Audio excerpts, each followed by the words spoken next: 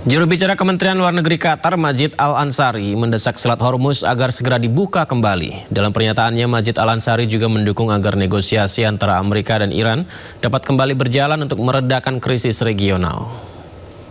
أولا الجهد الحالي هو منصب على نزع الفتيل الأزمة الحالية. نحن هنا نتحدث بكل وضوح عن التصعيد الذي تم بعد في خلال الفترة الأخيرة، وتضمن طبعا ما حدث من كسر وقف إطلاق النار والتهديدات في مضيق هرمز وإعادة إغلاق مضيق هرمز وكل ذلك. ينصب تركيزنا حاليا على هذه المسألة والعودة إلى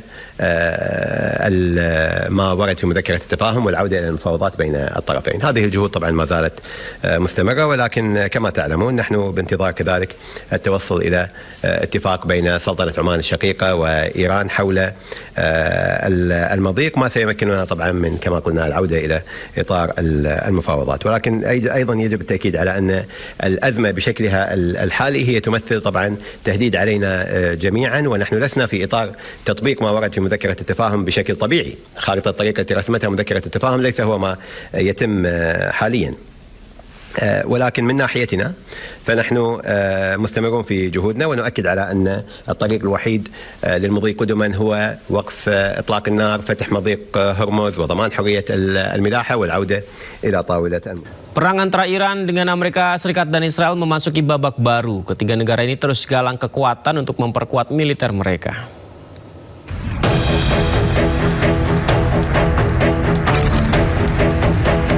Perang Timur Tengah semakin meluas. Ketiga negara yang terlibat, Amerika Serikat, Israel, dan Iran, saling menggalang kekuatan.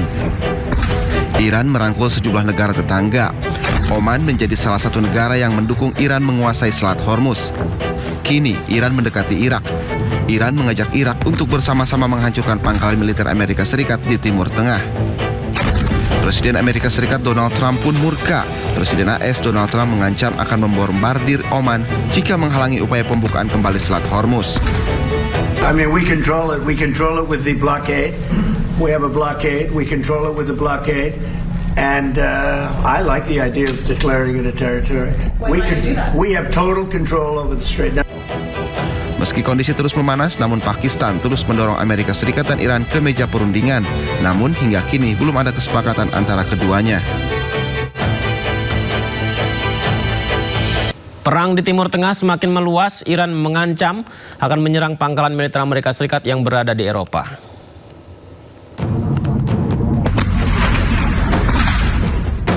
Iran mulai pertimbangkan serangan terhadap fasilitas militer Amerika Serikat di Eropa. Nantinya, serangan akan difokuskan pada fasilitas militer AS di Eropa bagian selatan dan tenggara.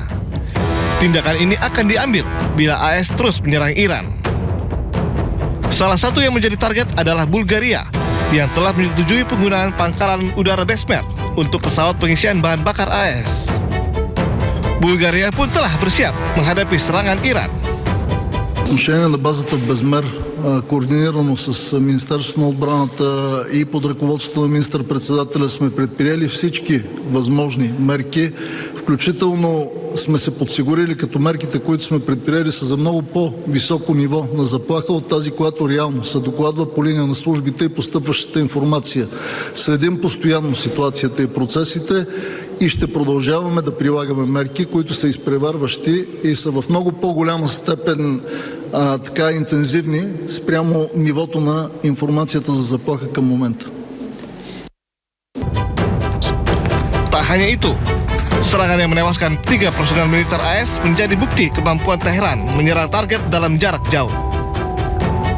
Kementerian Haji dan Umroh mengusulkan agar biaya penyelenggaraan ibadah haji tahun depan naik menjadi Rp107.340.172. Jemaah haji akan membayar biaya perjalanan ibadah haji sebesar Rp42.936.000. Sisanya akan dibayarkan dari nilai manfaat yang dikelola Badan Penyelenggara Keuangan Haji.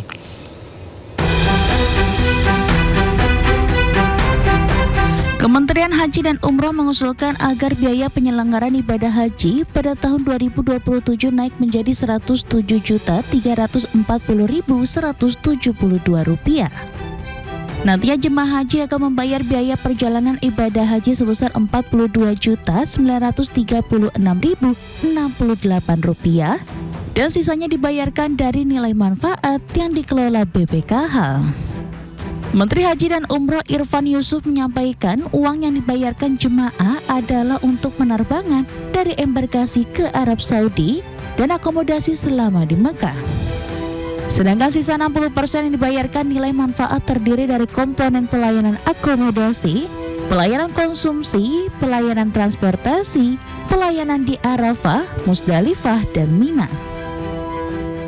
Komponen BPIH untuk tahun 1448 Hijriah atau 2027 Masehi, pemerintah mengusulkan rata-rata BPIH per jemaah sebesar Rp107.340.172,02 dengan komposisi BPIH sebesar Rp42.936.068,81 atau sebesar 40% dan nilai manfaat sebesar Rp64.103,21 atau sebesar 60%. Irfan menjelaskan BPIH yang diusulkan pemerintah naik karena pemerintah Arab Saudi menghapus layanan di tingkat D. Ia menyebutkan jemaah haji akan naik kelas kelayanan C yang lebih nyaman, sehingga harganya juga mengalami penyesuaian. Selain peningkatan layanan, situasi ekonomi global juga berpengaruh terhadap perubahan biaya haji.